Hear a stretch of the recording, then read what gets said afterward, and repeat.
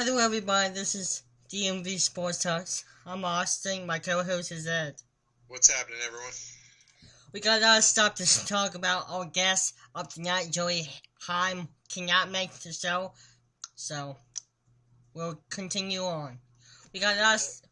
I said, yep. So, here's breaking news. NASCAR driver Kurt Busch is suspended indefinitely. What do you think on that? I don't understand how they can suspend someone. NASCAR suspends him based on a judge because a judge says he has concerns about domestic violence. Some accusations were made while he was in Dover, Delaware. I believe that I don't think he was charged with anything, and I just don't understand how they can suspend someone without being charged of a crime. I just don't understand that. Okay, we're going to take away your livelihood because someone said that this happened.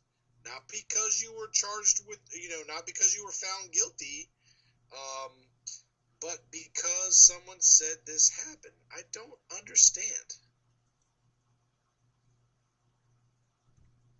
Yeah. You there? Yeah, I'm here. Sorry, I thought I lost you there for a minute, buddy. Any other news on the NASCAR?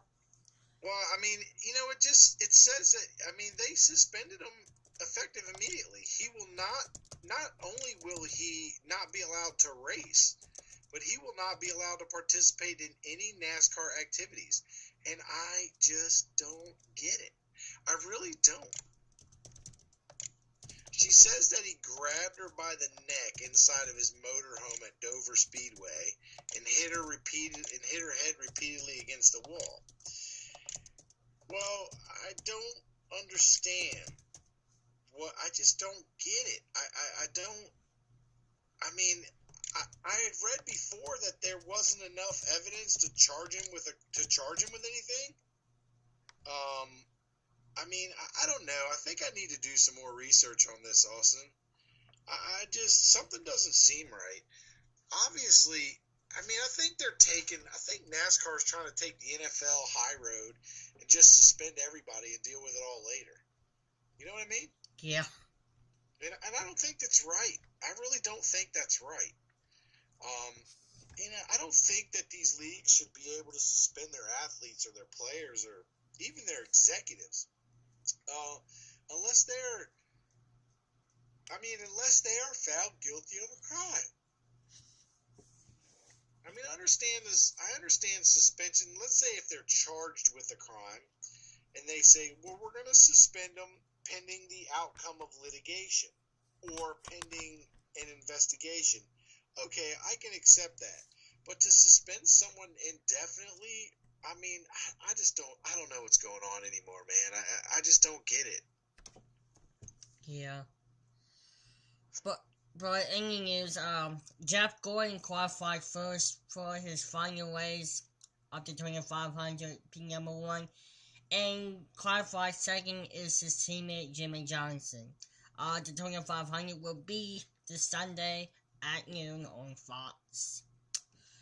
And other news, very shocking news. Hey, can I interrupt you for a minute? Sure. Who's going to win, man? Who's your pick for the Daytona 500? Of course, it's going to be my man Dale Jr. or underdog Jeff Gordon. See, I don't think he's an underdog for this race, man. I don't think he's an underdog for this race. I'm taking Jimmie Johnson. That's who I'm picking. As a matter of fact, I think as we do this every week, you'll notice a trend because I pretty much pick Jimmie Johnson every week. Yeah, true.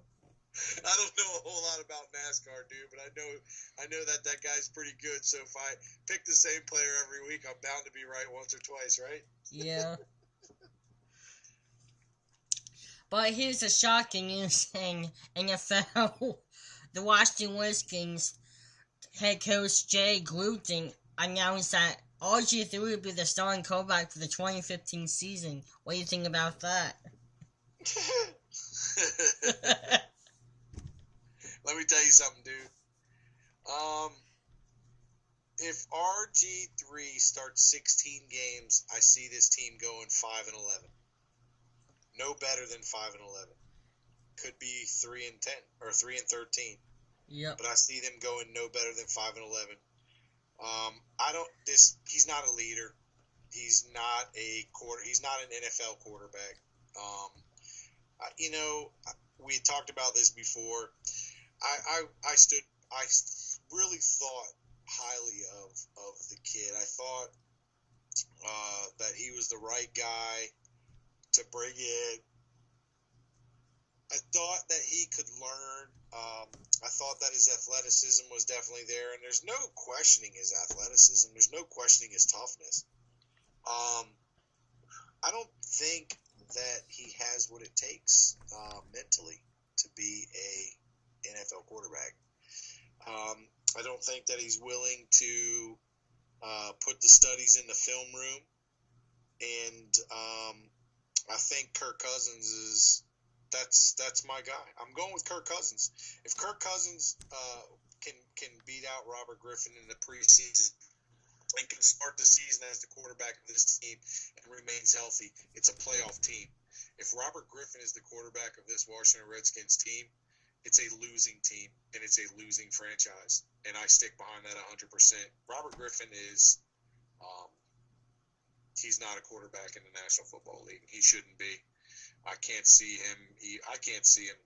I mean, you put him on 25 other teams, and he's not even a starter, man. I know, but look what he did in college. He was good in college. I don't know what happened in his rookie career. After that injury, he screwed up. Well, he said he didn't want to run anymore, and you know what I mean. He took away that threat of the run, and that's where his success passing came from. Yeah. His success in the passing game came from the threat of the run, where the linebackers had to step up because they had to honor his running ability. And now that he doesn't want to run,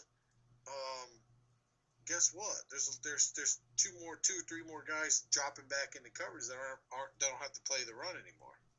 Yeah. So I'll tell you, man, I don't like the guy. I was wrong, and I can admit that I was wrong. I really liked him. I was very high on him.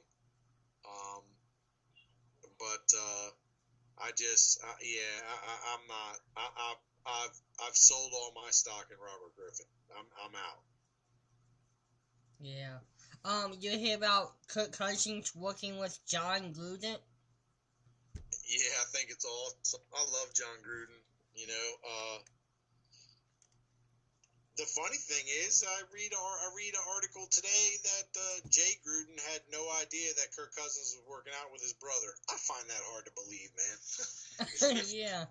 I find that hard to believe. I don't know. I don't know if they think that we were born last week, but that's just ridiculous, man. How does the head coach of the organization not know that his number 2 quarterback, which should be his number 1 quarterback, is out working out with his brother who designed the offense that he runs? It's baloney, man. Of course it is. But I think that can only make Kirk Cousins better. It's not about hugging trees. So, wow. Oh, I'm looking at an article and the damn commercial pops up while we're on live. So, I'm looking at this article here about Jameis Winston, the former Heisman Trophy winner from the Florida State Criminals, as I refer to them. I guess he's having some issues with his arm strength, and so they're testing his shoulder and stuff like that. Guy, I think he's another bust. Jameis Winston. Stay away from him. Yep. What do you think about the NFL Combine? Have you ever watched the Westminster Dog Show where they like march the dogs out, you know, and you know what I'm talking about? Yeah. That's what the NFL Combine is. It's like the Westminster Dog Show for NFL athletes and NFL, potential recruits. Mm-hmm. I'm not a fan of the Combine. I think it's become watered down because they got to make it. They gotta make it, made for television. The Combine used to be great when the guys would work out and it wasn't all televised and this player and that player and they talk about, when he came out of college at the Combine, he ran a 4.2740. And 3 years later in the NFL, he's running a 4.3840. Yeah, well, he also put on 25 pounds. A lot of times they put too much stock in the NFL Combine. I don't get it. I don't get it. But like I said, it's like the NFL Combine is equal to the Westminster Dog Show. Just different athletes. Yeah.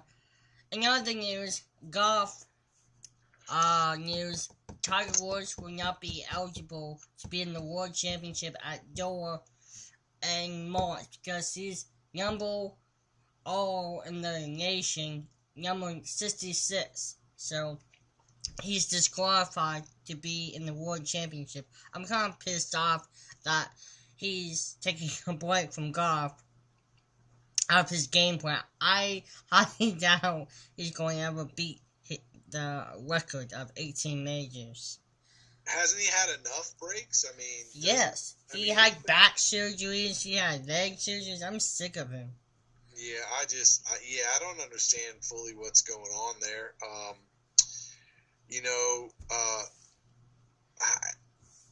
don't get it. I mean, I think that he needs to go see a head shrinker.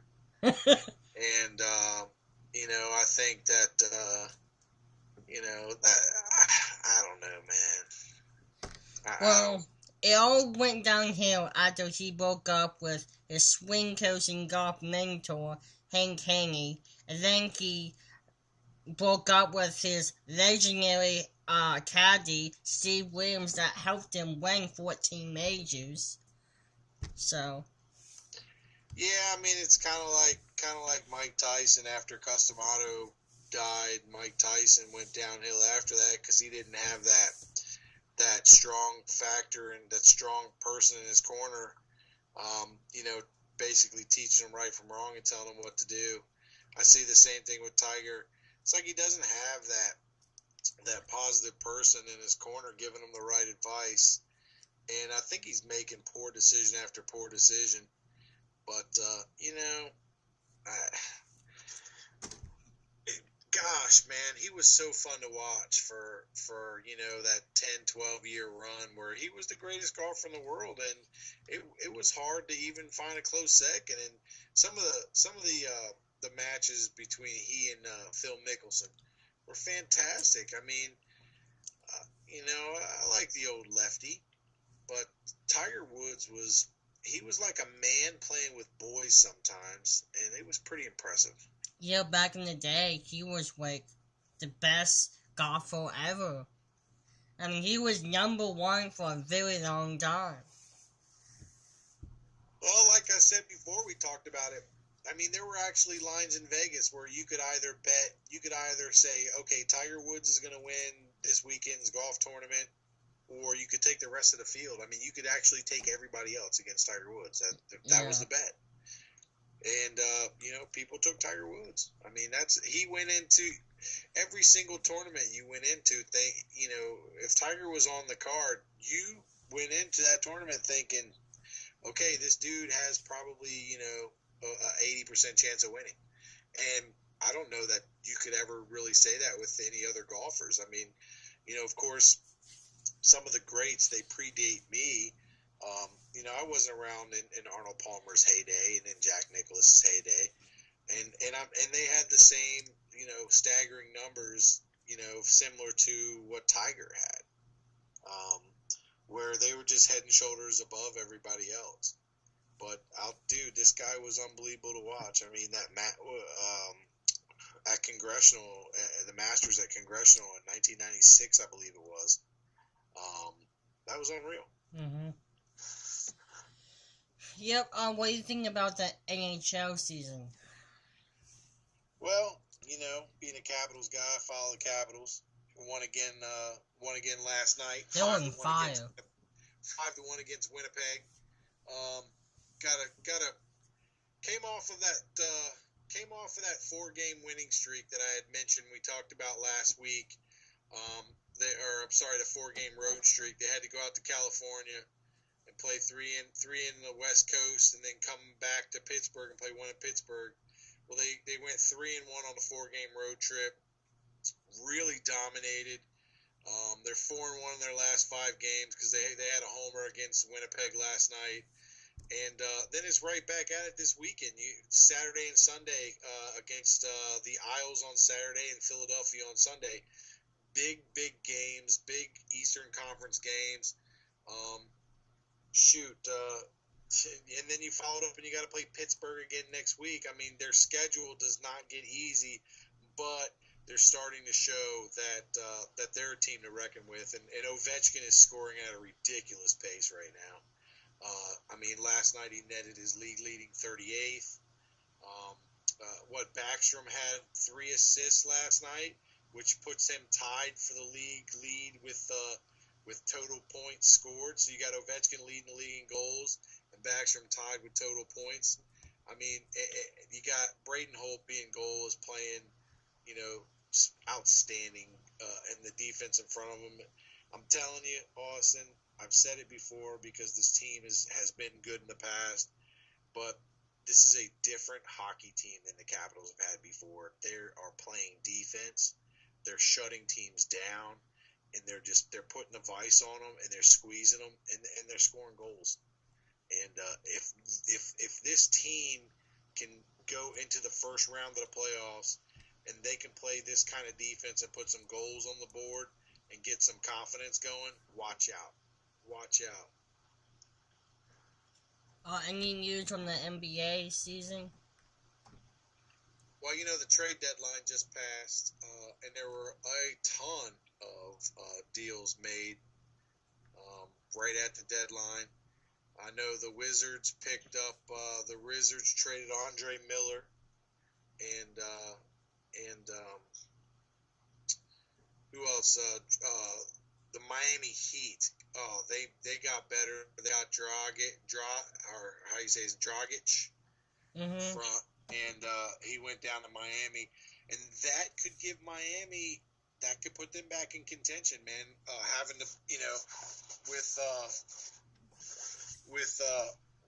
put the big 3 back in Miami. Bosch, Dwayne Wade, and Dragic.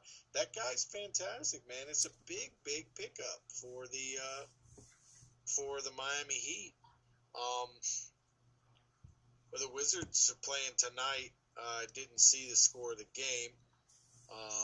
I think Cleveland was up on them big last time. I didn't see the final score, but Cleveland was up by like 25 last time I looked. And it's disappointing because the Washington Wizards were off to a good run. They were playing good basketball, but it seems here in the last 10 or 12 games, they've hit a poor stretch. They're playing bad defense, and they're trying to settle for jumpers instead of going in and penetrating or putting the ball in deep, sitting the ball in deep. The NBA is exciting. It's fun to watch. I don't know. I don't know who the team to beat is right now. I just can't put my finger on it. There's been some ups and downs. Atlanta's another really good team. They're playing incredible basketball this year, and they've got shooters all over the floor. But I also like Golden State because I like Steph Curry. I think he's one of the probably 5 best players in the league right now. but I don't think there's, in my opinion, there's no real front runner to win the NBA title like there has been in years past. Okay, going back to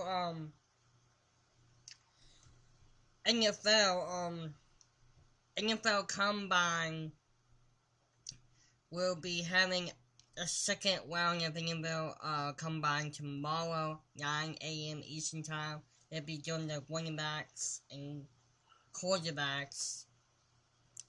And what you said, Ed, is like what you said.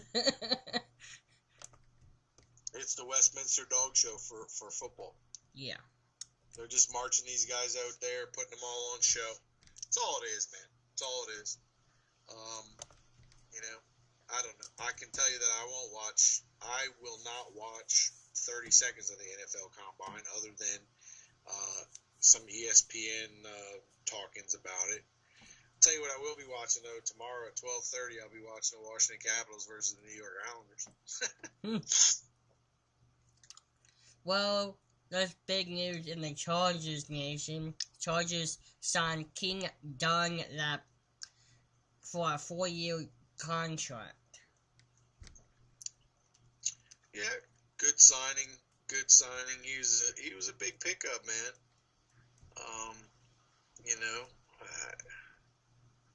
I don't know.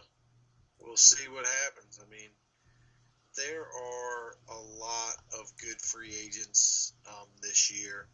It's not a huge free agent class, but there's a deep free agent class where a lot of teams are going to be able to sign some quality guy. The kind of guy that you need to have on your squad as a backup or as in the nickel.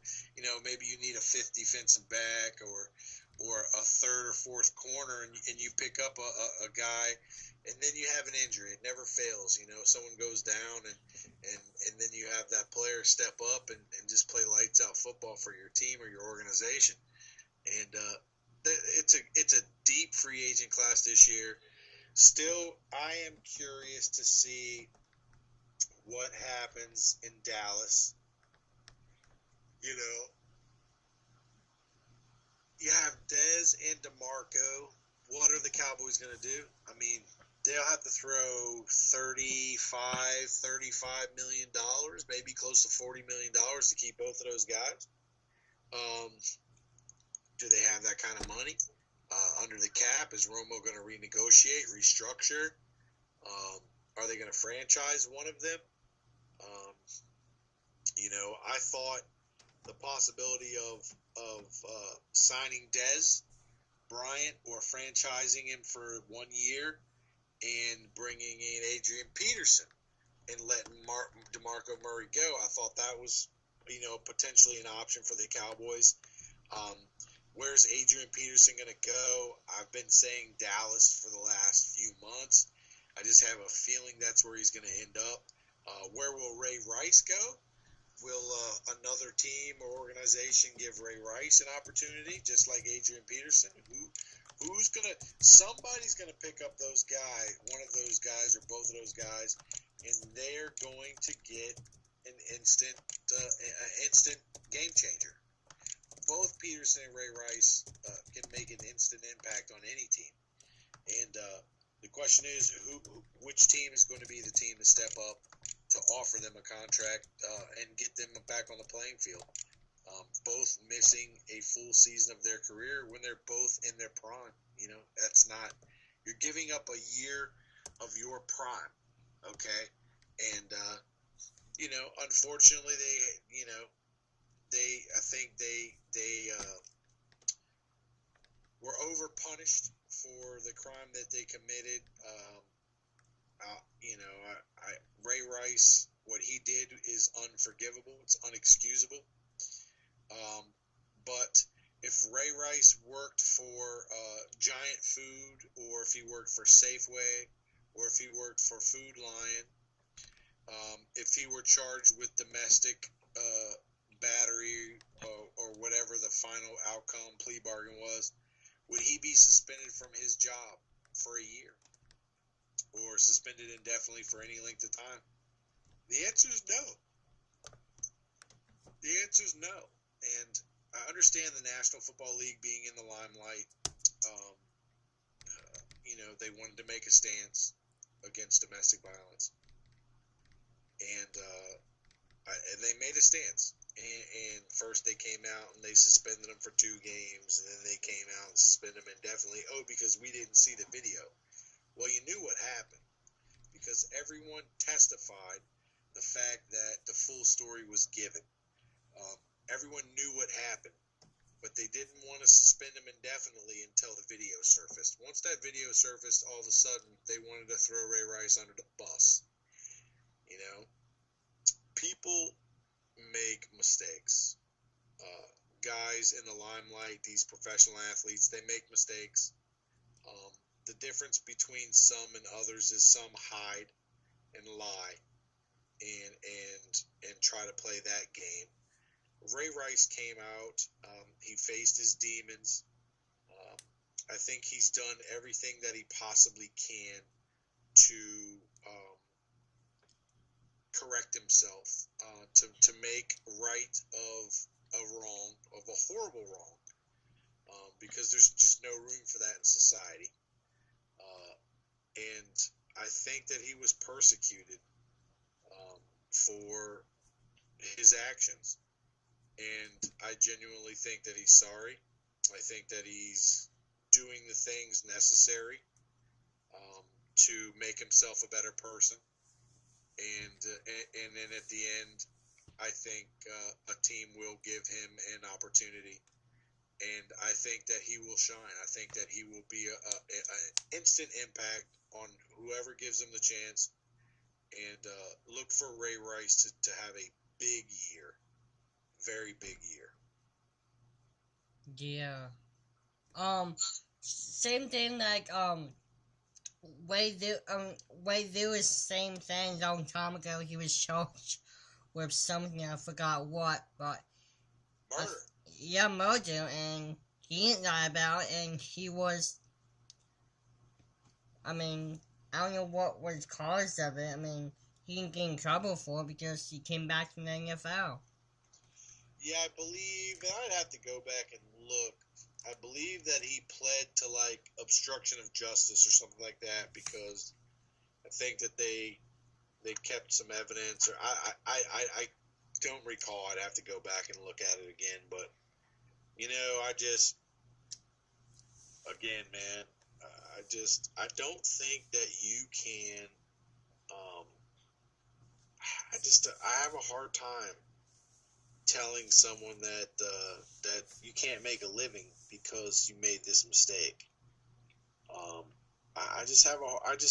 don't buy into that. Okay. Going back to the NFL, here's another. I forgot to say. Ryan Clark, defensive back, for the Washington Redskins, has retired, and he will be continuing his retirement career, or going to be NFL analyst for ESPN. What do you think about that? Well, I think that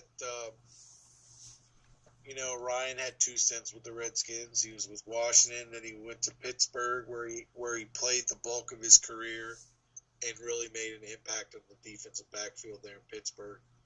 And he came back to Washington and ended his career. Unfortunately, he ended on a sour note. The team was horrible. His play was suspect at best. And he was burnt like yesterday's toast, man. And, I think that's why he retired, in my opinion. I think once you watch video of yourself and you just look like a portion of your old self, I think you have to say, hey, man, I got to move on. Who do you think is going to replace him at that position on the roster? Hopefully it's the hopefully with the number 5 pick, they take the boy from Alabama, Collins, the safety. But who knows, man? I think that the player that replaces him right now is not on the roster. Do you think the Redskins will franchise tag somebody on the roster? Not this year. They don't have anybody worth the franchise tag. They've got some free agents, but they don't have anybody worthy of the franchise tag. So therefore, I think they'll save the money and they won't use that tag on anyone.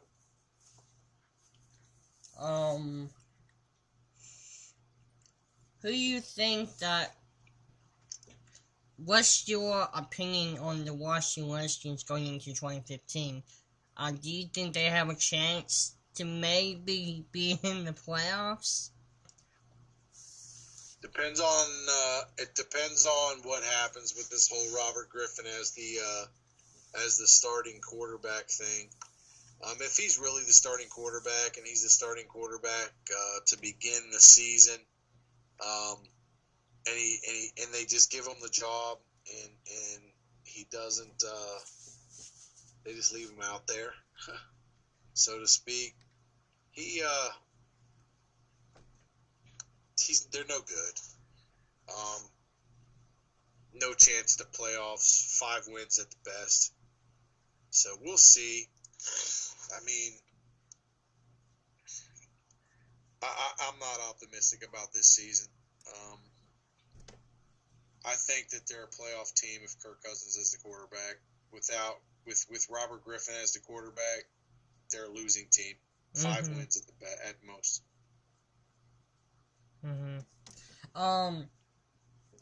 What do you think on this? I heard on Line the other day that the New York Giants coach is being in contact with their organization for an extension. What do you think about that? Well, Tom Coughlin's a hell of a coach.